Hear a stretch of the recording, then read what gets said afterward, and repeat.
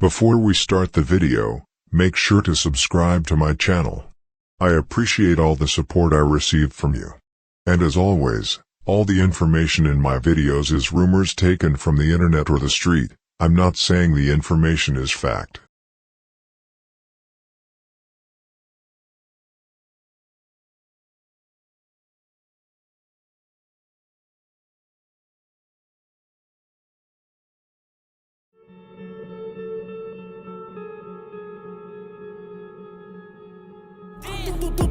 Pick your mans up. Yeah, just because people used to come through shooting us every day. And this block, words can't even explain.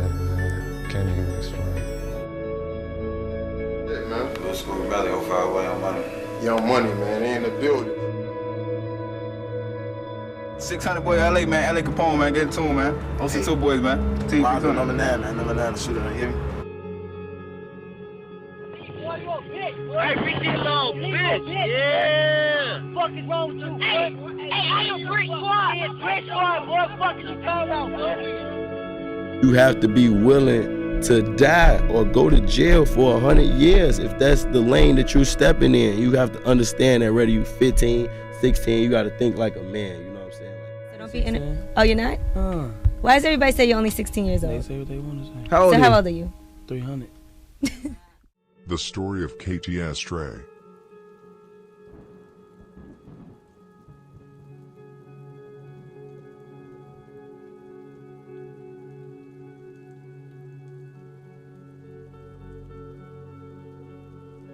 This is the story of KTS Dre, the older brother of the infamous KTS Vaughn.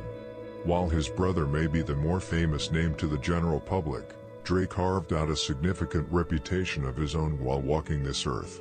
He was known as an absolute savage with multiple bodies under his belt, holding a very high rank within his own hood.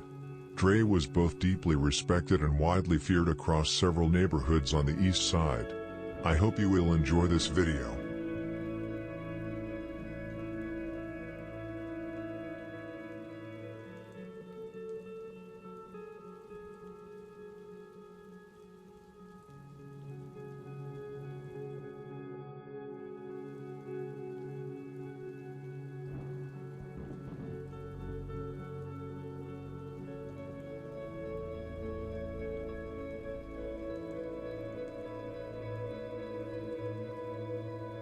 KTS Dre, whose real name was Londra Sylvester, was born on April 6, 1990, in Chicago, Illinois.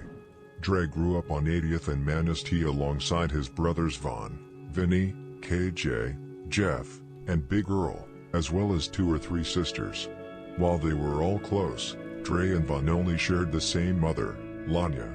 Vaughn's father was Big Vinny, whereas Dre's father was Chi-Town Jeff, a highly respected GD who is still alive today but has since stepped away from the streets.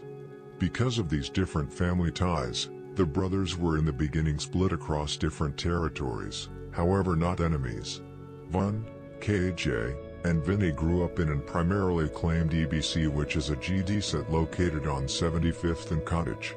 In contrast, Dre and his older brother, Big Earl, claimed Lakeside, the neighborhood where they were raised. Big Earl served as a mentor to Dre, teaching him the ways of the street and becoming the primary figure Dre looked up to during his youth. However, the family was struck by tragedy early on. Jeff, also known as K-Wax, Dre's brother from his father's side and a respected member of ABK, was killed in 2008. This was the first loss that hit Dre directly at home, and the death of a real brother profoundly affected him. Those close to the situation noted that something changed within Dre after this incident, marking a turning point in his life.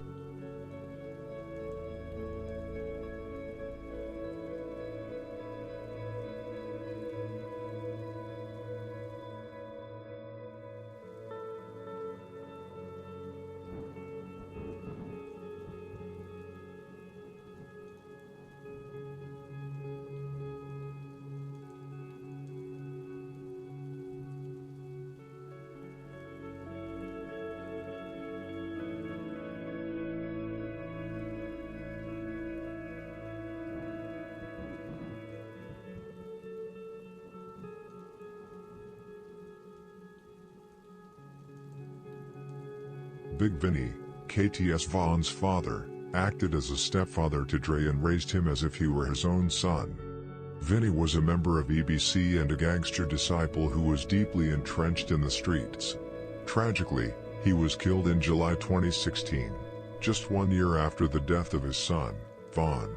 The shooting took place in the 6600 block of South Michigan Avenue in the Park Manor neighborhood. Vinny was sitting in a parked vehicle with a 22-year-old woman when the assailant, Devin D. Murray, also known as Rasta, approached and opened fire.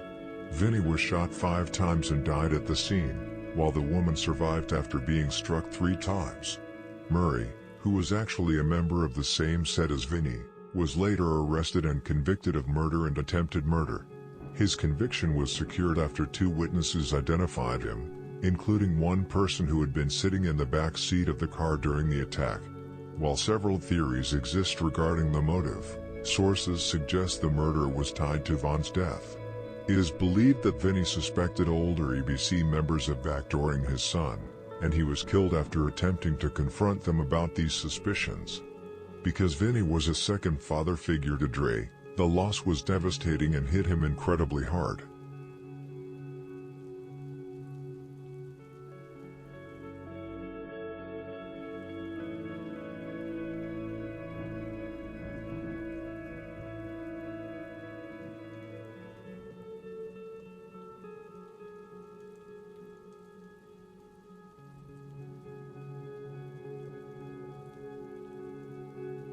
Dre attended Myra Bradwell for middle school, where he grew up alongside several members of the Muskegon Boys. The ties were deep back then. Hell Rel, the current leader of Lakeside and a close associate of Dre, once noted that G Fazo and white folks were actually his best friends during those formative years. However, those childhood bonds were shattered when the conflict between No Limit and Lakeside erupted. In 2006, Lakeside members shot white folks, an injury that eventually led to his death in 2011. During his early teens, Dre was known for being highly volatile at school, frequently engaging in fights and brawls.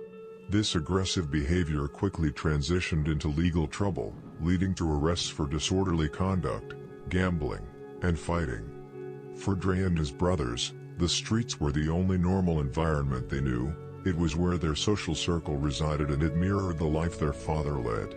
By 2007 and 2008, when Dre was around 17 or 18 years old, his involvement in criminal activity escalated to frequent robberies and constant street fighting. It was during this same period that he began carrying firearms and targeting No Limit, Lakeside's primary rivals.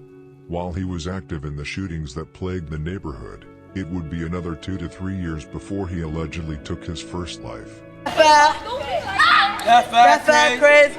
L's. Fuck everybody in the town. That's fine. That's fine. That's fine, L's. Hey, Nick, you don't want to say shit? I got something.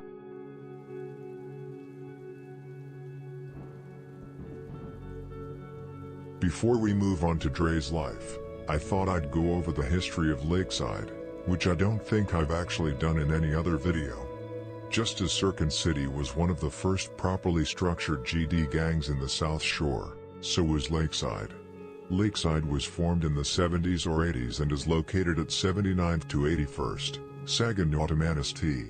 GDs got really big in the South Shore and Lakeside became one of the bigger GD groups to conquer land in this neighborhood. These GDs would battle not only Stones but also Mexican gangs like Latin Kings and Latin Counts.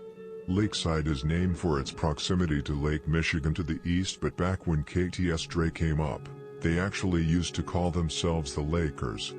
Dre claimed Lakeside, Pocket Town, and KTS, but there is often confusion regarding what KTS actually represents. Originally, KTS was not a single set. It was an alliance formed between the gangster disciples from Lakeside and Pocket Town, and the 075 Vice Lords from EBC. Over time, this alliance largely dissolved due to internal strife and conflict between the groups. As a result, KTS evolved into its own distinct set. Today, it is primarily based out of 75th and Cottage, where it operates as its own set alongside EBC. which stands for E-Block Crazy.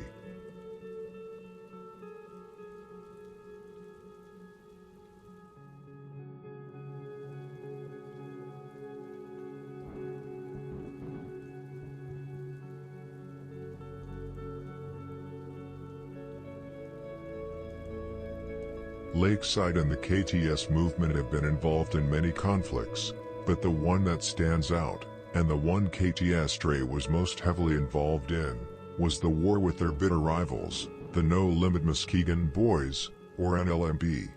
To understand Dre's alleged involvement in multiple homicides against No Limit, it is important to look at how this conflict first began.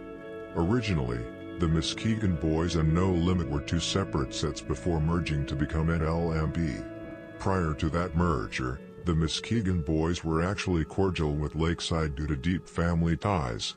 For example, KTS Dre are related to Lil Hot, while G Fazo and his brothers are related to Jigs from Lakeside. These family lines connect several other prominent Muskegon Boys members, including C-Murda, Pookie, and Demetrius. KTS Dre once discussed this history in a conversation with G Fab, one of the Robinson brothers known for playing high-level basketball. Dre noted that many members of the Muskegon Boys used to claim Lakeside as well, at least until Lakeside eventually bullied them out of the neighborhood. Essentially, there was a time when Lakeside and the Muskegon Boys were on good terms. Dre personally hung out with many MBG members and knew the Robinson brothers and others on a personal level before the relationship turned violent.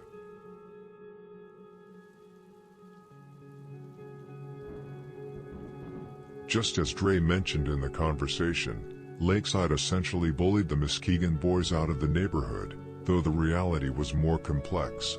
During the early 2000s, members from both sets were on good terms, and many, including Dre and Fab, attended Myra Bradwell Middle School together. Despite this, the Muskegon Boys were often treated as send-offs because their older influences came from Lakeside. At their peak, the Muskegon Boys only had about 20 members, while Lakeside was hundreds strong, leaving the smaller group with little choice but to follow Lakeside's lead from 2000 to 2006. KTS Dre even beat up White Bread, the creator of Muskegon Boys, at one point. Big Earl, who was Dre's older brother and mentor, was one of the originators of the alliance known as Lakeside, MMG, and DBG. These groups, representing Marquette Manistee gangsters and D-Block gangsters, had been active since the mid-90s. The founding leaders of the Muskegon Boys were among the original small group that eventually split away. The friction began when the Muskegon Boys started connecting with long-lost family members in Terrortown and No Limit, who were already enemies of Lakeside. G Fazo was reportedly the last link holding the piece together, even as tension became palpable. When that tension finally reached a breaking point, Lakeside began aggressively pushing the Muskegon Boys out of the area, refusing to tolerate their association with rivals. This escalating conflict led to several physical altercations and, eventually, the murders that would permanently alter the landscape of the East Side.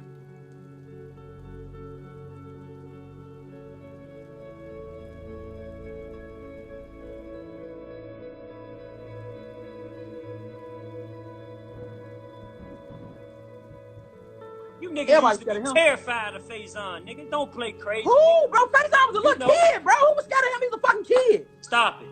Hey, baby, oh, Vaughn, I can't believe you. Every time something happen, you niggas used to come get me. Every time something happen, y'all come get Dre. Dre. Stop lying. Hey, look, you a liar, bro. Dre. You know what's up. Hey. I don't, and you know that, bro. The only nigga that was ever tough, that was ever around y'all, ever in our life. So let's see if you gonna tell the truth. I ain't beat everybody ass either. Who?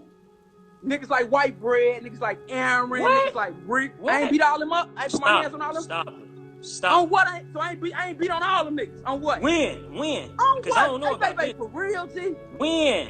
Hey, baby, for real, Scud. When, nigga? Hey, baby, you when? gonna Tell me when. Do this, folks? When?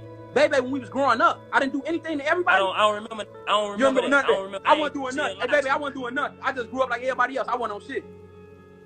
What? I wasn't on nothing. I wasn't doing shit. I wasn't on nothing. I don't know what you was on. I don't know what you was on. Hell no. I don't know what you. Hey, look, I'm done talking about this shit on Cutthroat Gang. Hey, cause you know, but look, you know the truth, I make though. niggas click up. I make niggas get on knees. I make niggas forget where they come from. I'm the GOAT, folks. On Cutthroat, I really fam, am look, folks. and it's good. Hey, it's good. Hey, look, it's good because I ain't. Hey, look, it's good. We ain't arguing. You know what's up with me, bro. I never said I was no street nigga, but you know what the fuck going on, though. Bro, you sitting right here like Don't you trying to rewrite history. I don't know what's up with you. I know you hoop kind of good, bro, but you weren't good enough to go. Hey, yeah. Okay, yeah. That's all I know. And then bro. what?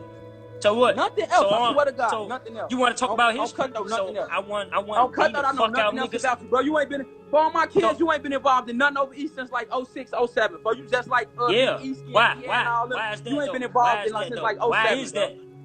Answer that question though. Why is that? I never portrayed a being there, but I'm about that though. I ain't gonna talk about that. You know why? It got real. Right, that's okay then. They told their baby boy go sit down. You know what's going on. For them go put you on the bench. Stop it. Stop. You know that. Hey, but look.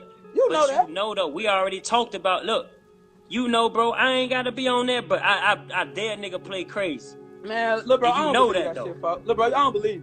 I don't believe. You know, folks. I really know you. I used to see you crying. You used to cry when you got mad, folks. Around the years 2005 and 2006, members like G Fazo, Kobe, and Zale became fed up with the constant disrespect from Lakeside. They wanted to operate independently, earn their own money, and control their own blocks. Lakeside refused to tolerate this independence and began robbing and physically assaulting members of the Muskegon Boys. Eventually, both the younger and older members reached a breaking point and decided to stand up for themselves. Since the younger members lacked the necessary power, money, and weaponry, Fazo stepped in as the young chief of the Muskegon Boys and began shooting at Lakeside. Once Kobe and Zale acquired their own weapons, they followed suit. G Fazo commanded significant respect in the streets and had been chosen as the leader of the younger generation by the Seth's elders. He was widely known as someone not to be trifled with. This escalating violence culminated in G Fazo allegedly killing a Lakeside member in mid-June 2008. Larry Pickens, a 26-year-old known as Naughty or Not So, was shot while sitting on his porch at 7815 South Marquette Avenue. He tragically died later at the hospital. It has long been rumored that G Fazo was the shooter responsible for his death.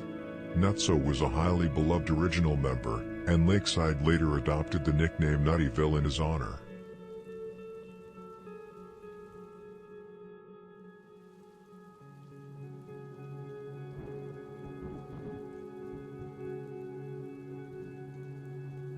So who the big bros was? Who was the big bros? Who the fuck was the big bros? I don't know. You tell me who was the big bros on that lake. Who was the big bros? I don't know. You tell me. From where? From where? When we was on it, when y'all was Lakeside. You know where y'all come from. Stop it. Now, don't play crazy. Nah. Who was Lakeside? So now y'all went Lakeside? Baby, don't do that because I'm gonna put everything. Boy, hey, Dre. Baby, I won't make you look like them in there. Don't say it, baby, because I'm gonna put listen. Baby, don't you do can that, never folks. do that. Hey, we was never Lakeside. You know that though. Don't pump it. So you want to paint your Boy, shoes and wear a Lakeside shirt and standing on the block and hooping? You want Lakeside, folks? You want with me every day throwing up L's? On Faison Gray, nigga, I was never Lakeside. Never. And you put that on Faison? On Faison, I was never Lakeside. Damn, you know that. Dead. Hey, look, y'all, as soon as you get off, I'm finna show y'all all the Lakeside shit with all of us together, y'all. Don't sit here and play crazy. Hey, look, baby, I'm finna pull it all up for you. Just scarred your brother name on the screen. You know they finna post this shit everywhere. I'm finna pull a picture. I was Lakeside. See, y'all was Lakeside every day throwing up Lakeside. Well, we was Muskegon. You know what the fuck going on. Boy. We was what? Don't try to clean it up, folks. Don't clean it up, what, folks. Nigga, look. Don't this try shit to clean been on nothing you forever, up, nigga. You don't know try it's to clean nothing up, folks. See, look. I had some little respect for you, but you just lied. That's fucked up. You just lied for right here on Faison for, and that was my. Hey, that's bogus, folks. Boy, hey, Dre. Really? Bogus, hey, on some real shit. Hey, look. Hold on, some real shit. Some real shit. You should have just said that, boy. You can't say no fake boy, shit to me, gang. I went to Bradwell. I went to Bradwell. Boy, I'm from 78th in Muskegon, Dre. You know that. Don't play. Bro, crazy. where you hung at? So where you hung at? Boy, we all went to Bradwell together, nigga. No, where did you hang at, man? We was through the whole east side. No. What block was you on, man? Boy, I was on Muskegon, 78th. You know where I was So you weren't hanging on Marquette? Boy, everybody was on Marquette. So you weren't with me? Hey, look, so you want? Okay, let's say this. So you ain't hanging with me. So you niggas want with me every day. Don't say you, nigga. You was with us, so nigga. You niggas want with me every day, too.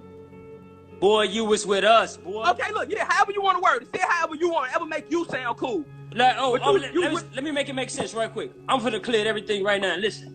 Boy, we all went to Bradwell. Listen. Hold on, listen. We all went to Bradwell, am I lying? Yeah, we all went to Bradwell. So all that, listen. Once upon a time, all that was, everybody was cool. You feel me? Nah, we was just Lakeside. Listen, listen, never don't do that. Dre, I know you, bro. I fucking know you. You can't pull that. The conflict between Lakeside and MBG was now slowly growing, yet the streets remained relatively quiet for a period. While shootings, robberies, and physical altercations occurred, the constant cycle of killings had not yet fully taken hold. However, less than a year later, the Muskegon boys lost their prince, G Fazo. As previously mentioned, Fazo was one of the few members who had the courage to fight back against Lakeside after years of bullying. Fazion Robinson, known as G Fazo, was shot to death on April 12, 2010. He was discovered with a gunshot wound to the back in the 2900 block of East 79th Street and was pronounced dead at South Shore Hospital at just 19 years old. Fazo had three brothers, Fabian, Fabius, and Farrakhan, all of whom are still living, though Fabius was recently arrested for the murder of Doug from NLMB following an internal dispute. The circumstances of Fazo's death were particularly tragic, as he was allegedly killed by his own uncle, Jigs, during a dice game. The game escalated into a physical fight where Fazo began beating his uncle. In response, Jigs pulled a weapon and shot him. Jigs was one of the relatives who claimed Lakeside and has not been seen in the area since the murder. Many believe he fled the state to start a new life.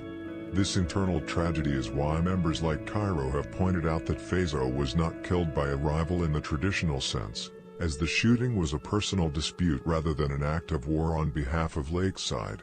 This event highlights just how deeply the family ties between the Muskegon boys and Lakeside were intertwined, even as they turned into enemies.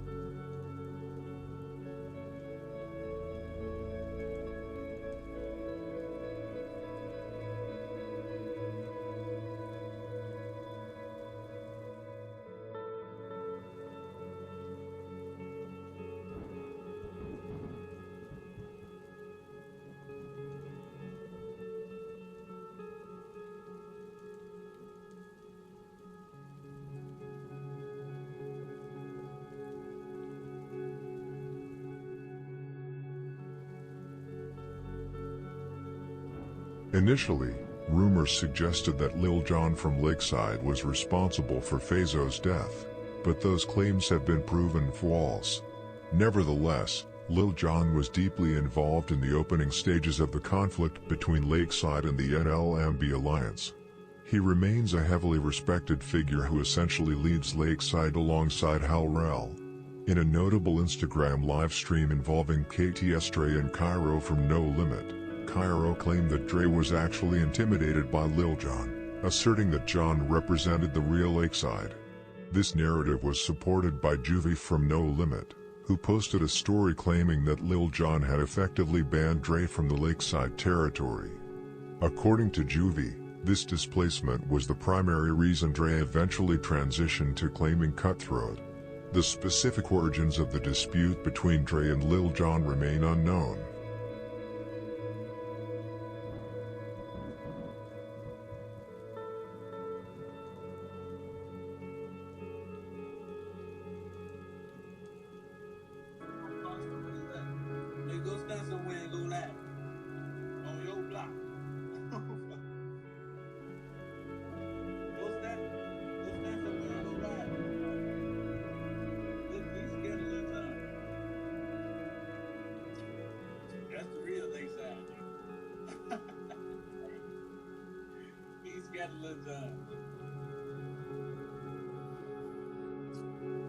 Shortly after the loss of Fazo, the Muskegon boys lost Sale as well, who was gunned down by police. These two major losses served as the catalyst for MBG to officially partner with No Limit, forming the NLMB alliance. This merger was a massive turning point, as they collectively declared war on Lakeside, who was already heavily entrenched in a conflict with No Limit. While MBG had deep family ties to Lakeside, They also shared many connections with No Limit, and many members were already well acquainted. It is worth noting the organizational shifts. At the time, MBG were gangster disciples, which they remain today, while No Limit were Black P. Stones. Most No Limit members have since moved away from that specific Stone identity in favor of claiming EBK. Prior to 2004, the dynamics in Terror Town were much stricter. GDs were not permitted to walk through the area freely as they do now. The older Stone and Vice Lord generations generally did not approve of folks and Stones claiming the same territory. Although the two groups had ties dating back to 2004, it wasn't until around 2005 that the Muskegon boys began consistently hanging out in Terror Town. This separation is why you never saw G Fazo throwing up L's for No Limit, nor did you see older No Limit figures like Vito or White folks throwing up M's for the Muskegon boys. It was the younger generation, led by G Herbo, Lil Bibby, and Crazy James, that truly bridged the gap, eventually operating as a single, unified entity. In a sense, you could argue that Lakeside was the indirect architect of NLMB. By aggressively bullying the Muskegon boys and pushing them out of their own territory, Lakeside forced a small, outnumbered set to seek protection and strength elsewhere.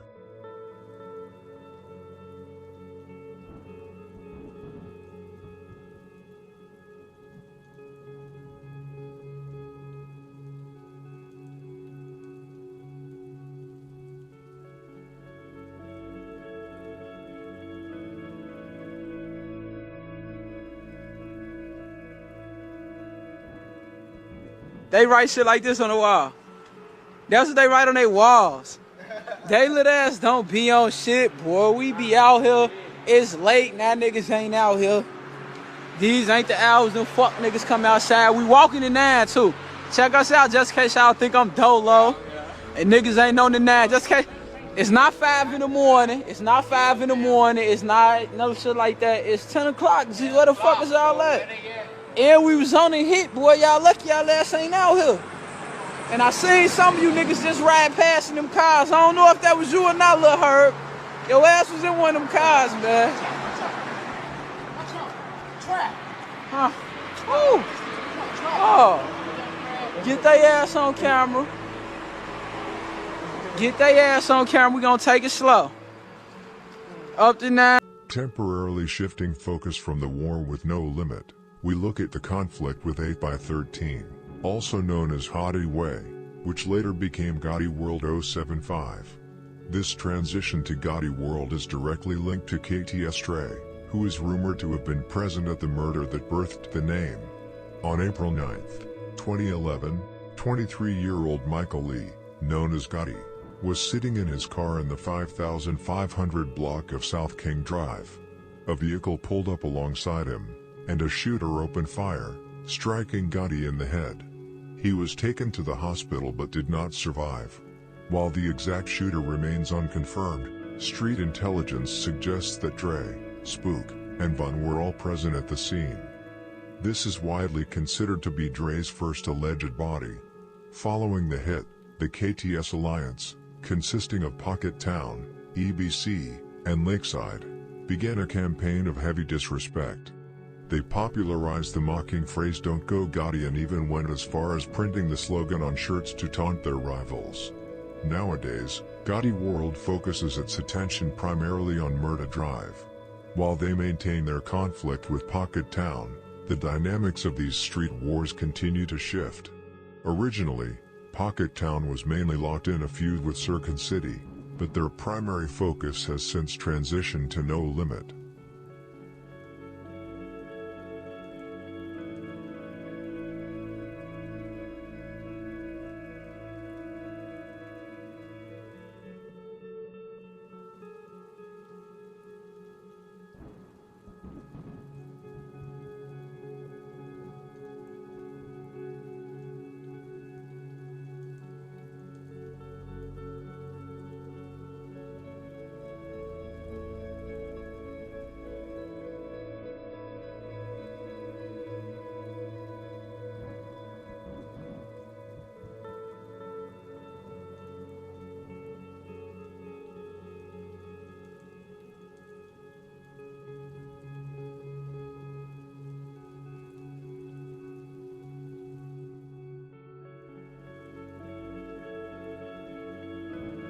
We have now reached a major incident in the war between Lakeside and No Limit MB.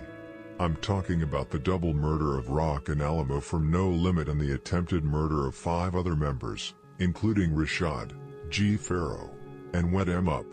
This event also marked KTS Dre's first alleged bodies on NLMB. On February 19, 2012, a group of No Limit members was standing outside a liquor store in the 2500 block of East 79th Street at Essex Avenue.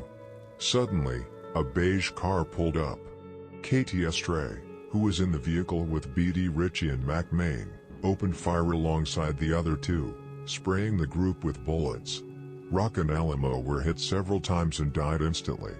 Rock was struck while trying to run into the store for cover, while Alamo was hit multiple times while standing outside. What many people don't realize is that Rashad, Wet M Up, and G Fazo were among the 5 who were wounded but managed to survive. Most of the injured were treated and released quickly, but Wet M Up, who was shot in the stomach, had to undergo emergency surgery. Many actually believed he had died, and surviving that night became a major turning point in his life. Witnesses described a horrific scene with blood and bodies everywhere. In total, 2 people were killed and 5 were injured, with bullet holes riddling the store and the surrounding area. Alamo was a 57-year-old father of 4, while his family maintained he was just an innocent bystander who had left dinner to go to the store. Others claim he wasn't exactly an angel, as he reportedly mentored younger No Limit members on how to trap and slide. Rock, only 19, was a deeply loved member of the set. In his honor, NLMB adopted the nickname Rock Block, and he is still frequently memorialized today, most notably by G Herbo in his music.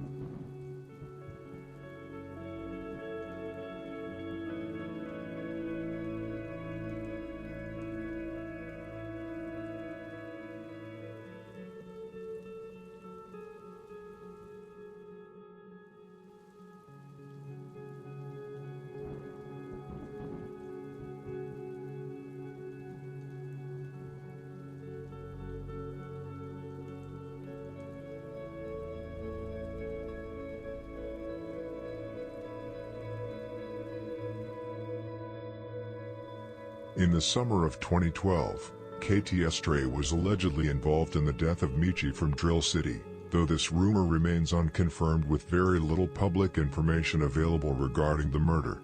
Around this same period, Dre was also shot in the head. While details on the shooting are scarce, Dre discussed the incident during a livestream, explaining that he was grazed by a bullet. The injury resulted in permanent changes to the appearance of his nose and eye, as a piece of the bullet actually became lodged in the right side of his nose. Dre mentioned Drill City in a live stream once, stating that his actions were the reason Drill City eventually teamed up with No Limit. During this period, Dre maintained a very close relationship with Pocket Town, who were locked in a major conflict with Drill City. He was also deeply connected to EBC, as his brothers and stepfather were from Me Block. While Dre was officially Lakeside, His inner circle was primarily composed of his brothers and Pocket Town members like Spook, Big Mex, Rio, and K-Dog.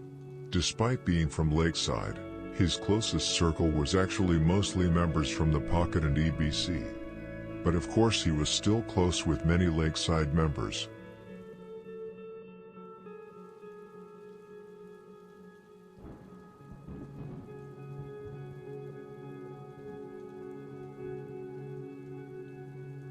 Following the murders of Rock and Alamo, a high-profile incident occurred on October 24, 2012, that would eventually go viral as the YouTube video No Lackin' Part 3.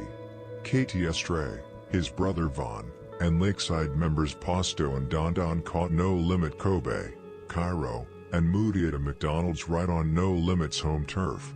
Dre, acting as the older presence, approached the 17-year-old Cairo and tried to force him to disrespect his fallen friend, demanding he say fuck Rock.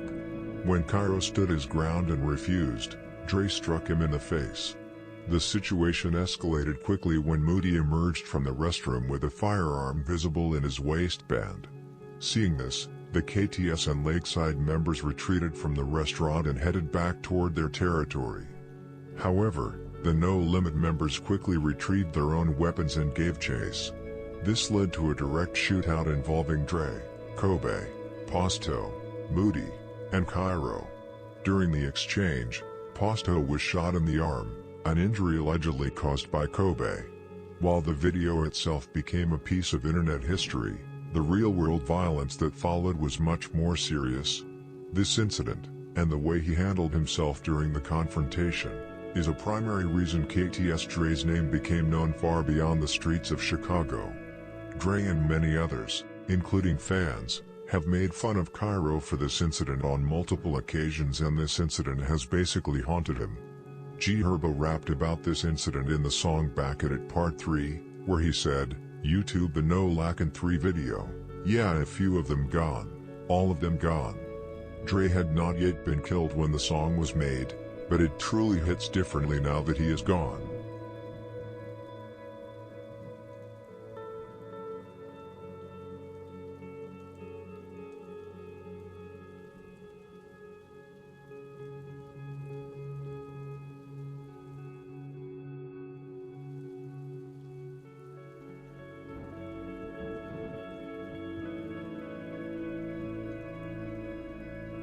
Dre and Mac Main from Lakeside retaliated against No Limit on October 29th, only a week after the incident at McDonald's where Pasto was shot.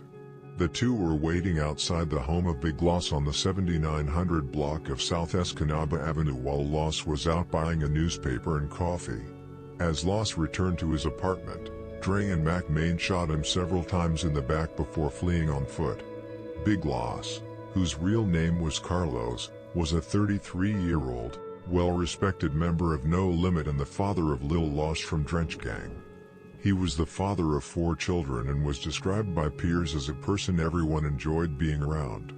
A lifelong friend, Leonard Thomas, claimed that Carlos was not involved in the streets and focused solely on his family, noting that the two had been close since they were 7 years old and bonded over watching the Chicago Bears. While his inner circle remembered him as a family man, Big Loss was an older member who remained active within the set. His death hit the community hard, leaving his family and longtime friends devastated.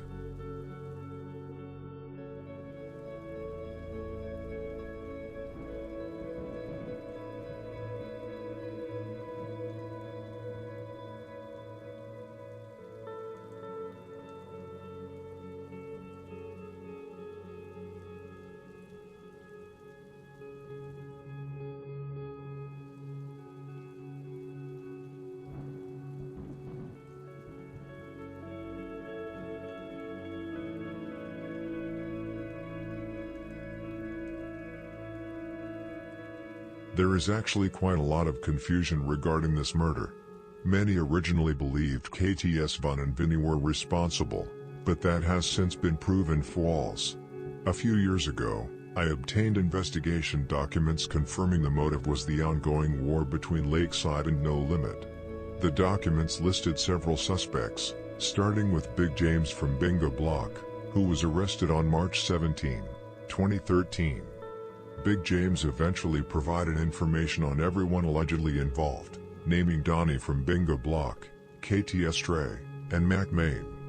Both Dre and Mac Main were picked up for the murder in 2013 but were released due to a lack of evidence, despite a witness placing them at the scene. Donnie was arrested in 2016 but was also released quickly due to inconsistencies in his story. By then a born-again Christian, Donnie claimed he wanted to give the family closure and confess to the murder. He stated that after a friend was shot on 81st Street on the morning of October 29, 2012, he grabbed a gun and headed towards 79th and Escanaba. He claimed he shot Big Loss in a case of mistaken identity, later taking the gun apart and burying it. Because the murder weapon was never found and physical evidence was lacking, Donnie was released. He was later shot and killed on November 29, 2016, on the 2800 block of East 79th Street, which is no limit territory. The alliance is confusing because Lakeside and Bingo Block have an ongoing conflict. Jap from Lakeside had even been killed by Bingo Block 2 years earlier. It is possible Dre and Mac Main had a personal relationship with Donnie, or that Donnie confessed to a crime he did not commit. Regardless, police reportedly had Dre and Mac Main on surveillance footage in connection with the homicide, but it was still not enough to bring formal charges. Another interesting fact is that Big Earl, Dre's big brother, also was arrested in connection with the murder.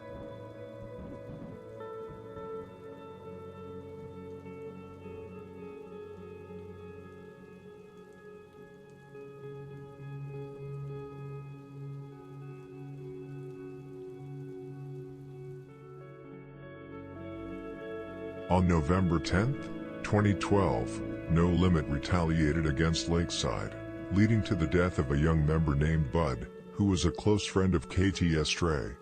Bud was Dre's youngin' and was kind of raised by Dre in the streets. Bud was spotted walking in the 2600 block of East 79th Street around 12:55 p.m. A reckless move considering the area is the heart of No Limit territory and near the same McDonald's where an infamous altercation involving KTS Von, Dre, and Cairo had occurred just a month earlier.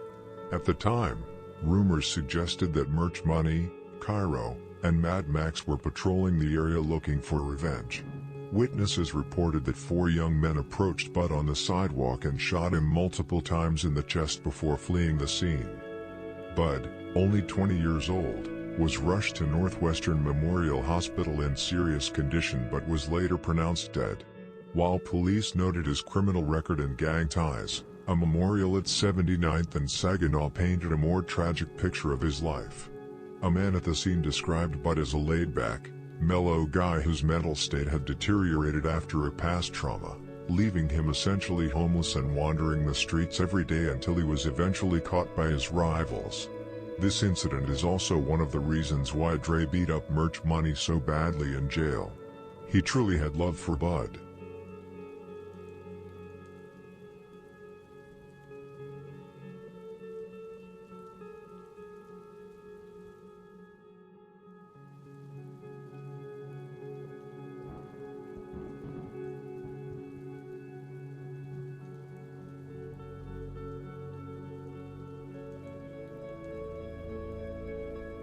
Every day and I got packs and whatever else you niggas want, man. Come down here. And stop, hey, wait. And stop shooting out cars, man. And my young niggas, they kill shit, man. Drumming. My young niggas be drilling, bro. Ain't no old heads out there, ain't none of that shit, man. Just me and my young niggas, man. My young niggas drilling, man. Every day on the lake, fuck. Stop shooting out cars. Stop doing drive-bys. This is not Grand Theft Auto, boy. No limit, good crack. And one more thing, you cannot be L's and you a hook. Stop repping L's if you a hook, man. That fight a long way, man. I don't know what it is, man. Now we need to find some holes. Yeah. Between 2013 and 2015, Dre was caught in a constant cycle of incarceration, reflecting his high level of activity in the streets. This period of legal trouble began in June 2013 when he was arrested for the first-degree murder of Big Loss, a charge he eventually beat. His arrests escalated rapidly in late 2013. In early September, he was picked up for narcotics possession, followed by an arrest for disorderly conduct later that same month. Just 2 weeks later, in early October, he faced his third arrest in a single month for reckless conduct. After serving time for a robbery arrest in December 2014, Dre was released only to be apprehended again on August 29, 2015, for unlawful use of a weapon, which landed him months in jail before getting released in 2016. These frequent run-ins with the law underscored his reputation for being always outside and looking for conflict. During this era, Dre was known for constantly sliding on various rival sets, including Drill City, No Limit, Sirkin, and Evans Mob, establishing himself as one of the most aggressive and visible figures in his alliance's ongoing wars.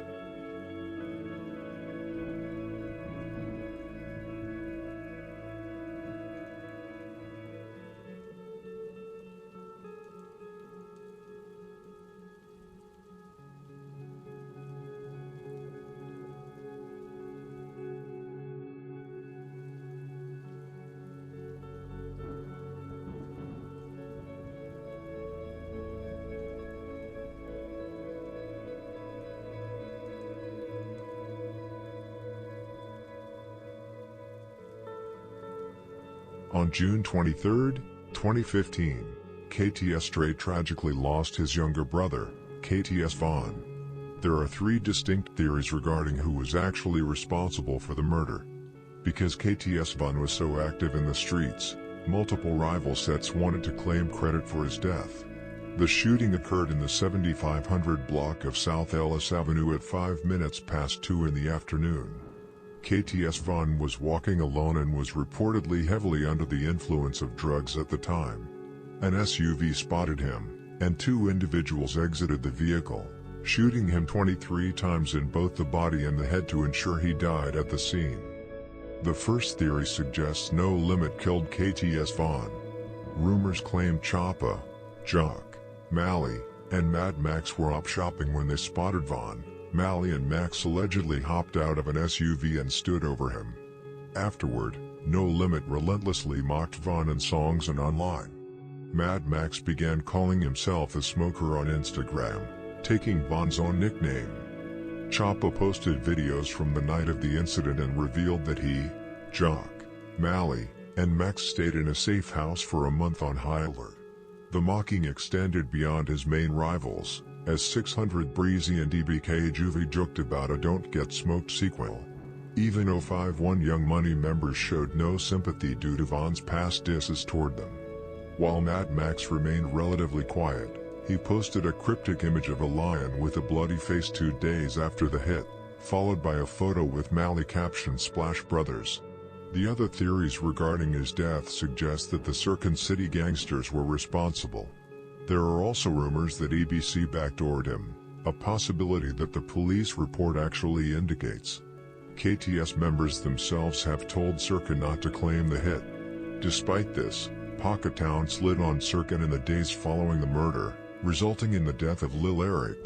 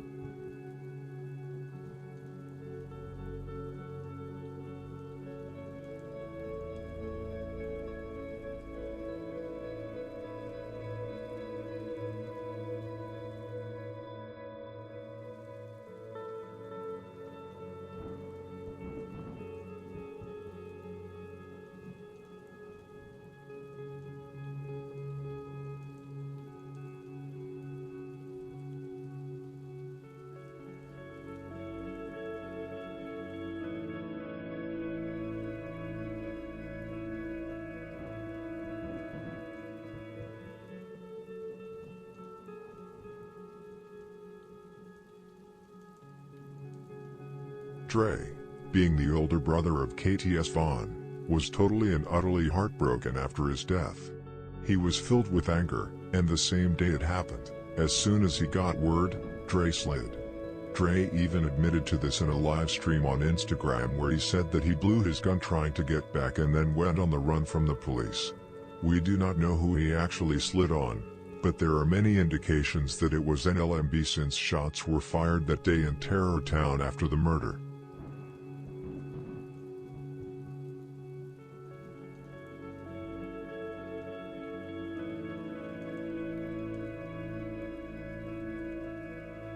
You want me to tell on myself? Y'all want me to say something to incriminate myself? Y'all want me to go to jail forever for the rest of my life? I don't gotta do that shit, bro. It's public information. When my little brother died, I went on a run the same day for using weapons, nigga. Fuck you talking about? Freak hoe.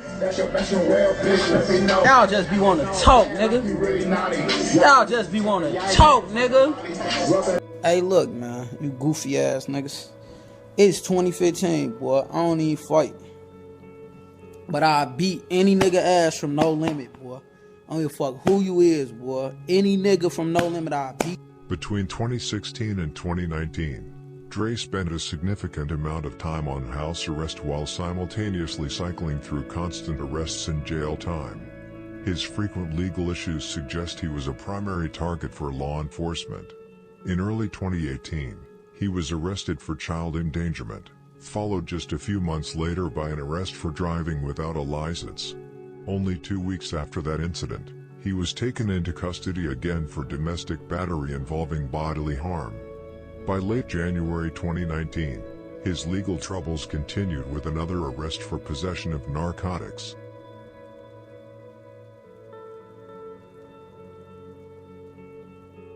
We have now arrived at Dre's fourth alleged body on NLMB. On August 14, 2019, only 2 days after the murder of Willie, Magic from NLMB was shot and killed on the exact same block where Willie had been killed by Death Row. Magic was standing next to a silver Toyota Camry with a 30-year-old man in the 7800 block of South Essex Avenue. A 26-year-old woman was sitting in the back seat of the vehicle. Suddenly, a light-colored vehicle drove by and someone inside opened fire on the group. Magic, whose real name was Kenneth Summers, was only 26 years old. He was shot multiple times across his body, including the head, and was tragically pronounced dead at the hospital. The 26-year-old woman was shot in the leg and the 30-year-old man in the arm. Both were stabilized at the hospital. According to the police report, KTS Dre was responsible for this murder. There is one other suspect listed in the report whose name is not visible, but according to sources, it was Rio G from Pocket Town. Kill the Spook, Lil Don, and Big Mex from Pocket Town are also rumored to have been present, though it remains unknown who pulled the trigger. As usual, the mocking on social media was relentless, particularly from Lakeside, KTS, and Pocket Town. Magic was the older brother of Flock from NLMB, who has since hinted that Magic may have been set up by someone unknown. The police report also mentioned that Dre was caught having intercourse in the same car used on the hit a day after the murder.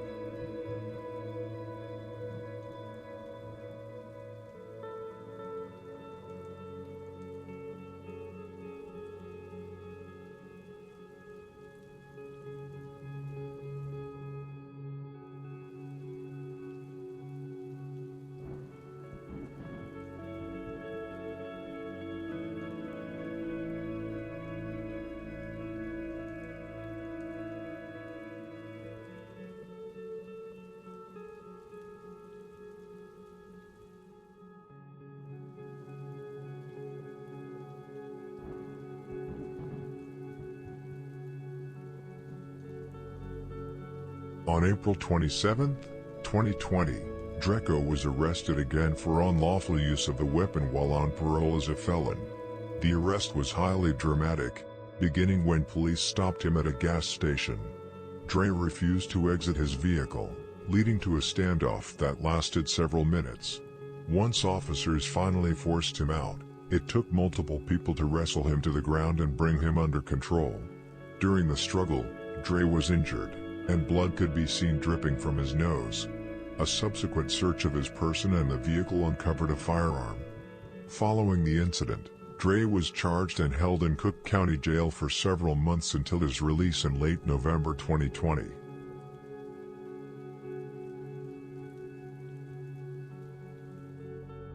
We have now reached the year 2021, an incredibly eventful and tragic year involving Dre's last alleged body and his own brutal death, which made headlines worldwide. The violence began with the murder of Lil Greg from NLMB, which directly escalated the conflict on Chicago's East Side. On January 28, 2021, Lil Greg was at a barbershop at 1931 South State Street in the South Loop. While he was there, a 2010 Volvo SUV pulled up. A man jumped out, walked into the shop, and shot Lil Greg point blank in the head. The gunman then fled back to the SUV, which sped away. Shortly after, police pulled over the Volvo and arrested the driver, Christopher Mosley, also known as CK from Pocket Town. While he wasn't initially charged with the murder, he was caught with a semi-automatic Glock and a drum magazine. CK was allegedly the driver for the hit. As for the shooter, a source who claims to have seen the surveillance footage alleges that KTS Dre was the gunman. The source stated that Dre masked up, walked into the shop, and shot Greg while he was reportedly asleep in the chair, noting that Dre was recognizable by his body type and movement.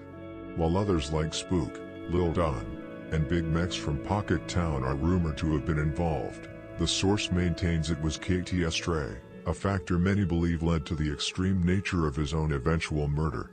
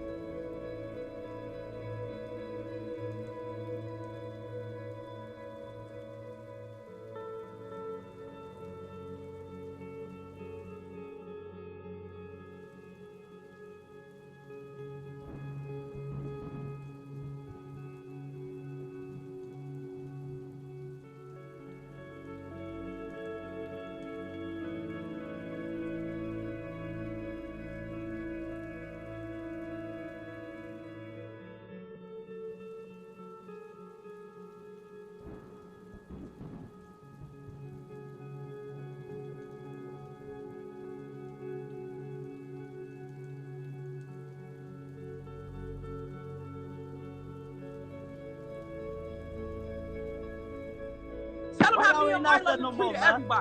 Why y'all ain't out there no more? I will. Why y'all ain't on my quad no more? Hey, look, when last time you been to the barbershop? You need to look like you need a haircut. No, I don't need no haircut, yeah. I'm good. You just want me to show my, I'm good. I bet you niggas ain't, I bet you would never have to go to another barbershop again in your life. Stop that. Where y'all at? We go to Mockery every day. PTSD. We eating good up there, yeah? Up well. Margaritas. Oh my God. Hey, look, y'all can't, hey, look, you know until you do something to somebody, you can't really say all that stuff. It's not cool, bro. Like, I don't do it. No, you the police, bro. You the real reason behind the brutal daylight murder of Lil Greg in the barber shop reportedly involves a dispute over a woman both Greg and a Pocket Town member known as Freeband Bobo were interested in. When Lil Greg walked into the shop that day, he spotted Bobo with another man. The tension was immediate as the two locked eyes. Lil Greg reportedly made a call to No Limit to confirm if Bobo was an enemy, expressing that he wanted him gone. However, the person he reached, highly suspected to be Cairo from NLMB, claimed Bobo was cool and primarily known for making money rather than being a factor in the conflict. Unfazed and reportedly angry about the situation with the girl, Greg called another faction of No Limit to get the green light to take Bobo out right there, but he was again told to stand down. According to Bobo, He was completely unaware that they were interested in the same woman or that Greg had any issues with him. Bobo also claimed he didn't really know who Lil Greg was at the time. This statement is often met with skepticism, given that Lil Greg was a prominent No Limit member who appeared in several of G Herbo's music videos. Regardless of Bobo's awareness, the tension in that barbershop set the stage for the tragic events that followed.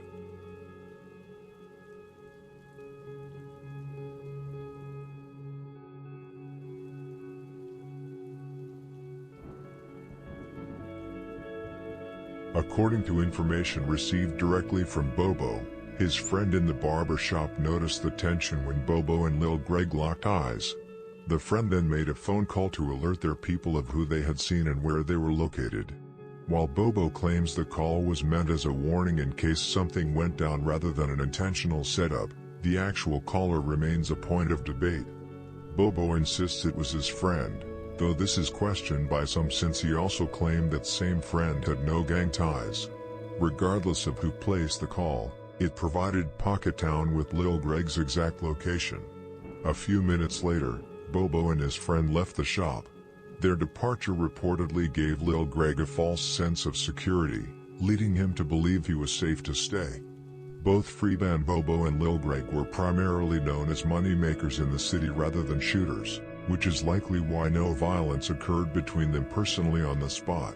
Instead, both reached out to their respective circles, Greg seeking a green light to take action, and Bobo's side alerting their people to a potential threat.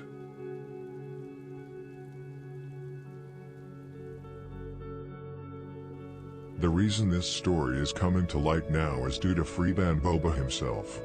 Bobo reached out to me and detailed the entire situation in the third person, though he was actually describing his own experiences.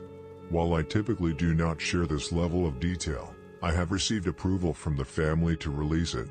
Bobo reportedly tried to resolve the tension and even called Cairo multiple times in an attempt to pay off the gang.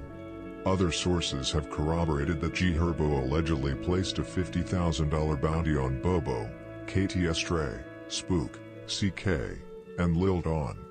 Bobo was aware of the price on his head. His messages revealed a man who was frustrated and likely scared. This is why I withheld his name 6 months ago. Being a high-profile target in Chicago, more exposure only increased the danger. Following 1 or 2 attempts on his life, Bobo eventually decided to move out of Chicago. However, 3 months after the release of the documentary, Bobo returned to the city to party with friends, a decision that tragically led to his death. This situation also provides context for Cairo's infamous interview where he accused G Herbo of not being a real gangster and turning his back on the set. One theory is that Cairo was angry because Herbo allegedly put money on Bobo, who was a best friend of Killa Spook, while the word within the neighborhood was that Herbo never actually intended to pay. This, combined with Herbo's failure to bond out Mally, created deep friction.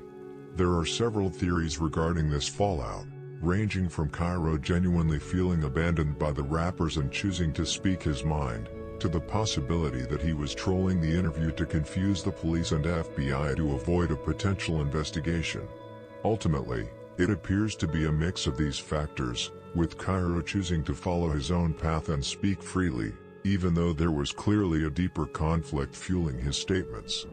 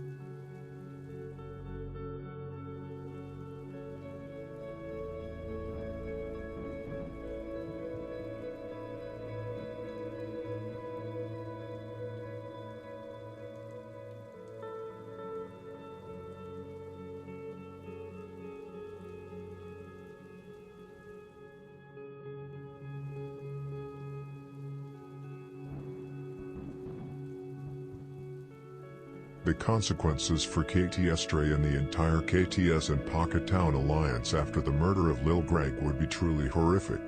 Lil Greg was an original member from the same generation as Mad Max, Crazy James, Cairo, Mineski, Mally, G Herbo, and Lil Bibby, and he was close with all of them. To my knowledge, Greg was not an outstanding member in terms of putting in work on the streets, but he was incredibly well loved, especially by G Herbo.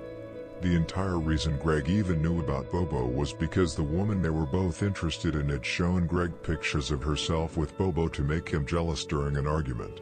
The whole situation was incredibly senseless.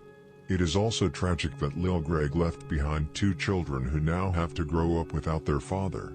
The anger and frustration within NLMB were immense after they received the news of his death. They were furious over how the situation played out and felt that everything had backfired on him. They believed Greg did not deserve that fate since he was not an active shooter or killer and was not considered a primary target. The relentless dissing that followed the murder only made the situation worse.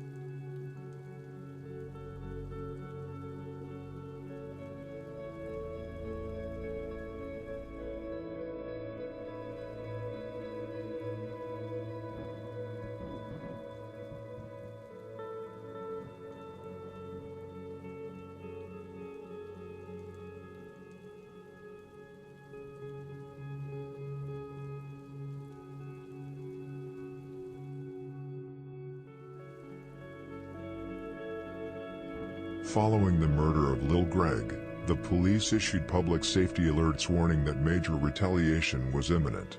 Law enforcement, including the FBI, had already been keeping a close watch on the neighborhood due to the long-standing war with Black Mob and the high-profile murder of Shooter Shells. But the focus shifted heavily toward the conflict between Pocket Town and No Limit after Greg was killed. The FBI's involvement became clear when 9 members of Pocket Town were eventually picked up. In the immediate aftermath, a wave of violence erupted across the East Side, with No Limit, Black Mob, and MTG all involved in shootouts on the same day. No Limit consistently targeted Pocket Town and KTS territory, sliding through their blocks repeatedly in search of revenge. For 2 months, Pocket Town stayed on high alert, with members hiding out on different blocks or staying indoors to avoid the heat. However, the cycle of violence finally caught up to them in late March 2021. No Limit launched a targeted attack on a party held by Pocket Town to honor the birthday of Kivo, who had been killed a year prior. During the ambush, Kill a Spook from Pocket Town was shot and killed, while other members, including Denny G and Lord, were wounded but survived. Big Op and Lil Ro from NLMB, and Emo and Lil B from Burly Boys / Roadblock were the ones involved in the hit.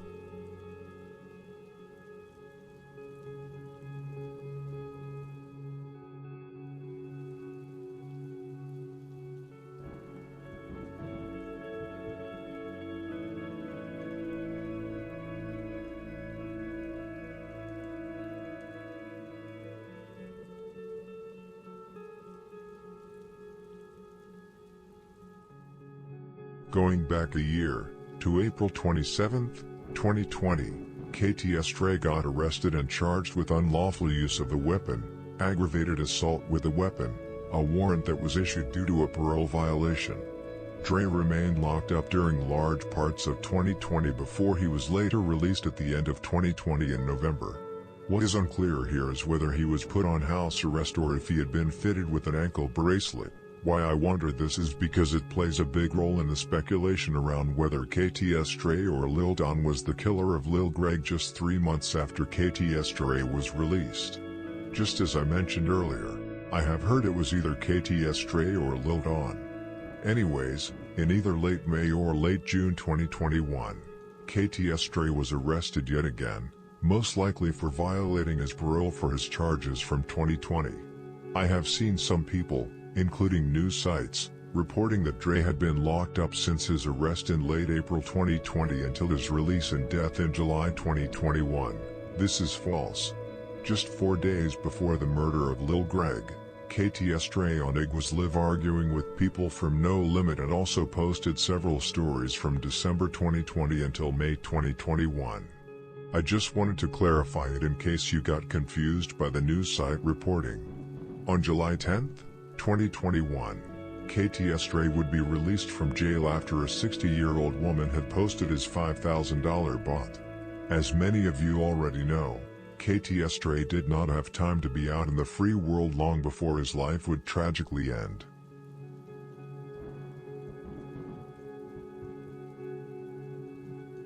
My life, boy. Hey, look, Real life. Hey, all bullshit aside, I'm gonna be rich as hell next year, folks. 2021, I'm gonna be rich. Hey, look, it's supposed to be 2020. Y'all supposed to be rich as hell, but I keep going to jail because motherfucker keep snitching because y'all ass some bitches. Man, y'all scary ass. Hey, never snitch, never switch. Never snitch, but look though, 2021 though, we finna be rich as hell. Y'all finna be shitty as hell. Y'all finna be shitty as hell. Shitty. On his way out of jail, KTS Dre was walking with an unknown 60-year-old woman and a 35-year-old activist who works outside the jail to assist newly released detainees. What KTS Dre did not know when he walked out of the prison gates was that a white BMW and a black Infiniti waited outside the prison walls. As soon as KTS Dre had walked outside of the gates and across the street to the 2700 block of West 27th Street, 4 or 5 men, who had been waiting to ambush Dre, popped out the cut and began to literally empty their magazine towards KTS Dre. A hail of gunfire hit Dre, who instantly fell to the ground where he was struck by another hail of gunfire.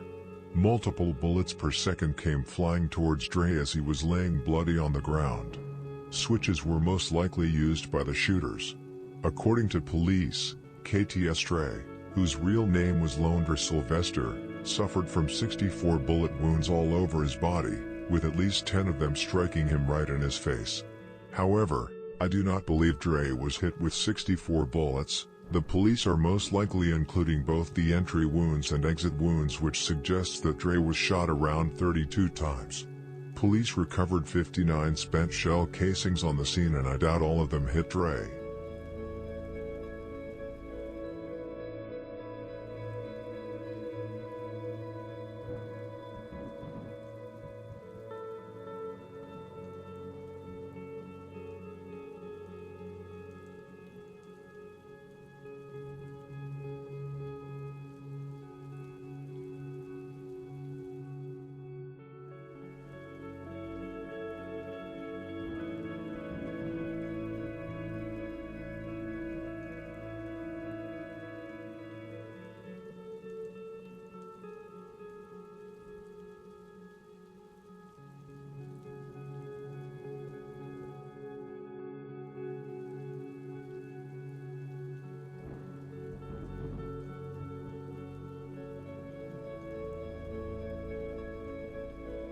The 60-year-old woman who was walking with Dre was shot in the knee. Fortunately, she survived and was listed in good condition at Strodger Hospital.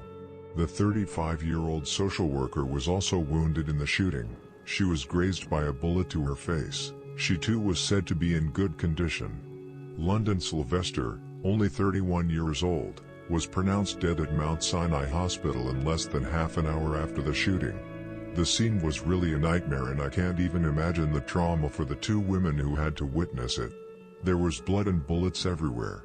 I think mostly of KTS Dre's mother, who has now lost 2 of her sons, KTS Dre and KTS Vaughn, and their father, Vinny, to gun violence.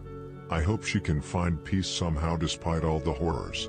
His mother made a post a couple of weeks after the murder with the text, "It's sad I can't give my son a funeral. not because of money, but because of the lack of respect people have for dead people.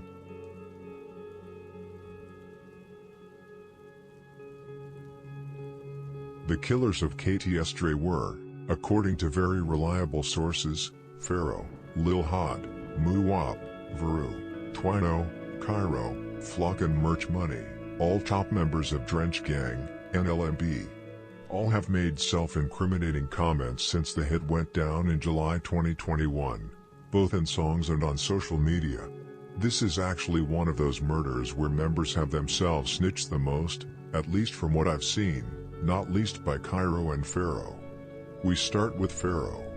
In the song Switch Glocks and Choppas, which is a remix of Lil Durk's song Hellcats and Trackhawks, Pharaoh started the song by rapping, "Jump out gang, we pop out with sticks, all the uppers was just laughing until dude got hit, ain't seen another laugh or joke since he got his shit split."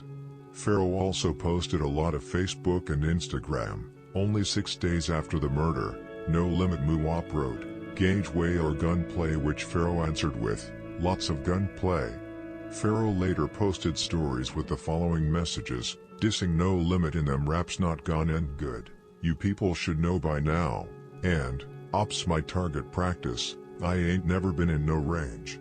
Pharaoh also posted a picture of him and No Limit Cairo with the caption, "You know once we put a dude on mute, they will never be able to talk again." There are several other stories from Pharaoh and I will let them speak for themselves. Muwop from Drench Gang, who was also one of the alleged killers, probably acted most recklessly on social media after the murder among the alleged killers. The day after the murder, he posted stories saying things like, "Keep your eyes open, ain't no lacking homie, pack of the year, up that score, my ops be pressed when they lose, we call they phone like yes, play with No Limit, that's a bad decision," and was even trolling with No Limit Cairo that they wanted to play Nintendo 64, referring to the amount of bullets Dre allegedly caught.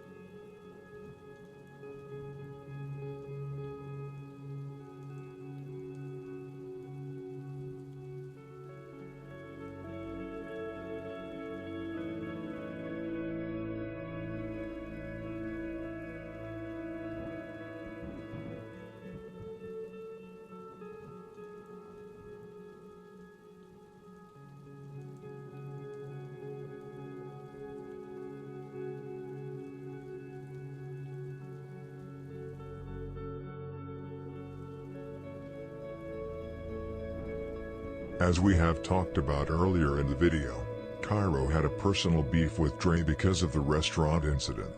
This is a situation Cairo ironized after the murder of KTS Dre. He posted stories saying things like, "My job been hurting all day, let me go in the house before somebody shoot at me. It's a lot of angry people outside," and even posted a picture of KTS Dre with the text, "I miss you big bro." Cairo later also posted a picture of him and Drench Gang Pharaoh, giving him the award for being the Savage of the Year. This was actually very common in the years 2012 to 2013, to nominate the MVP in the streets for the year, which usually means that person put in a lot of work. Cairo was really ruthless on social media. He even posted a screenshot of the news article about KTS Dre with the caption, "People are so sick, it's disturbing, nobody deserves this," and even answered a troll mocking Cairo on direct messages. The troll sent a message basically saying what KTS Von said after Cairo got punched in the face at McDonald's, "Damn, I think you just broke your jaw lil folks." Cairo responded to this message with, "Nope. He bust my lip. Tell him to come do it again."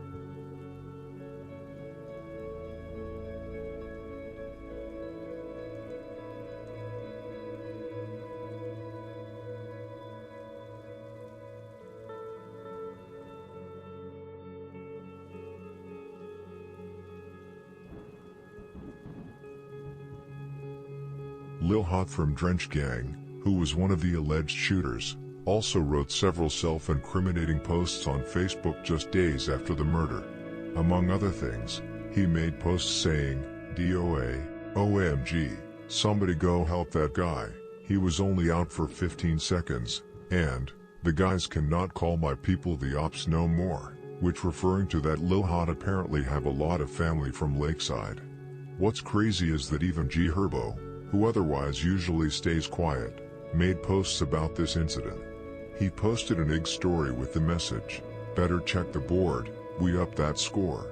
G Herbo also mocked KTS Dre and Spook in the song Locked In, which I talked about earlier, and he finished off the song with the line, "I love revenge, that's a warm dish, no bap." There are a dozen other examples of self-incriminating comments and mockery towards KTS Dre, but I think it's best if I let the pictures speak for themselves instead of lining up all the examples in the text.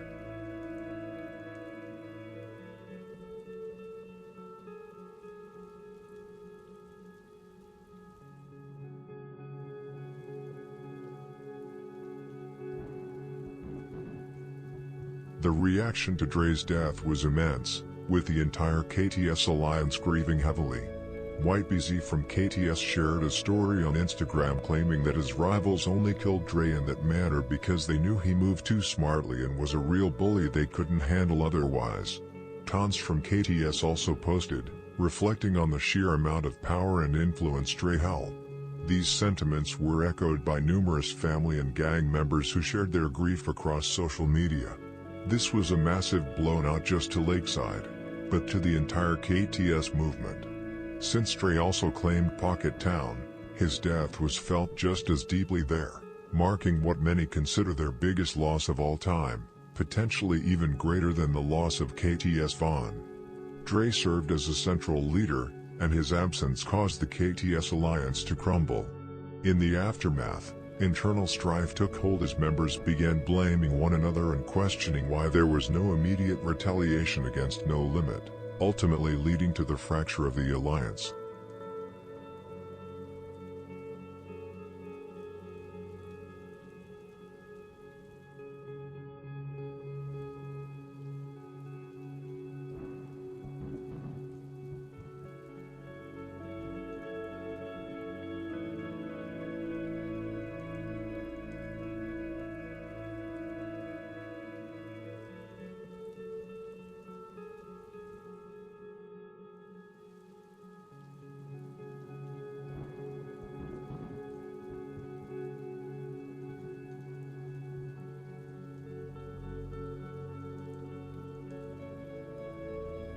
There are many who wonder how No Limit knew about KTS Dre's release and whereabouts.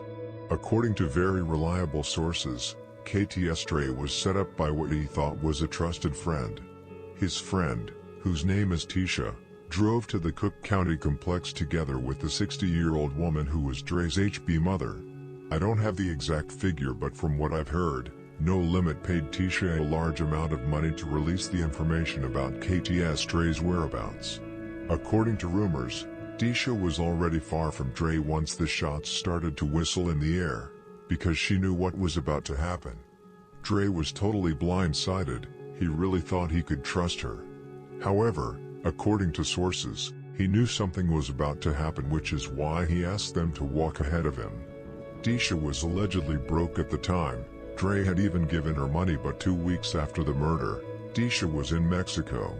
I'm not going to share a picture of Tisha because after all, these are rumors and nothing confirmed, and I don't want to expose her to anything as she may be innocent. According to reliable sources, there were more offenders present than those I mentioned, and that the 2 cars waiting outside the prison walls were filled with members. I believe there were 8 members on the hit with 5 to 6 shooters. I have mentioned 6, Veru, Pharaoh, Muwap, Lil Hot and Merch Money were Veru. Cairo and Muwap and Pharaoh definitely were 4 of the shooters according to sources. I have one more name that could have possibly been on the hit, and that is Flock from NLMB, the brother of Magic who was killed by KTS Dre in 2019. But that's pure speculation. I wouldn't be surprised if at least one of the twins was present too, especially Twino, since members of KTS actually posted Dre after Twino's death. Pharaoh has also hinted about Twino making people disappear with a full 30 clip. However, I haven't heard his name in connection with his hit, but it could still be true.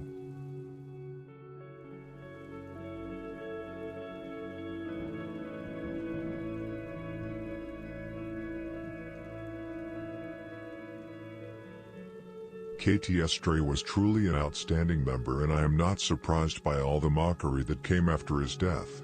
He had multiple bodies. He was behind most of the work that has been linked to his brother, KTS Vaughn.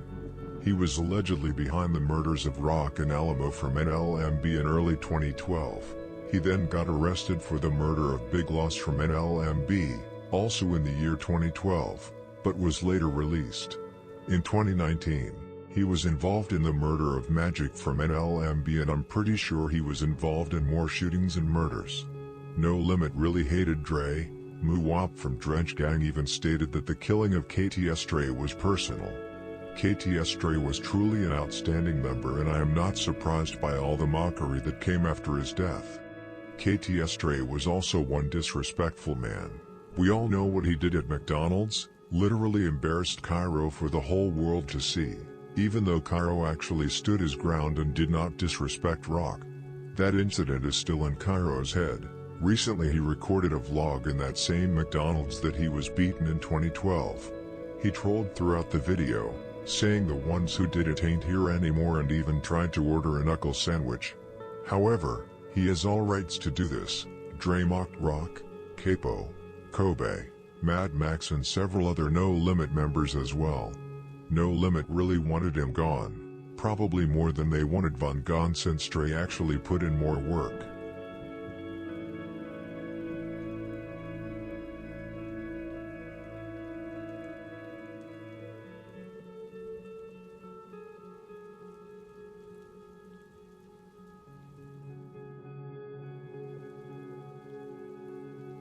The story of KTS Dre is that of a man who became the face of Lakeside and KTS, a figure whose reputation for violence placed him at the top of No Limit's wish list. While his actions in the streets earned him a status as a savage who caught multiple bodies, his Instagram live streams revealed a charismatic and funny side that many people connected with. At the same time, it was clear that his mental health was suffering. From his childhood through his adult life, the constant loss and trauma he experienced took a heavy toll on him. This was the life and brutal end of one of the East Side's most active figures. I hope you enjoyed this story.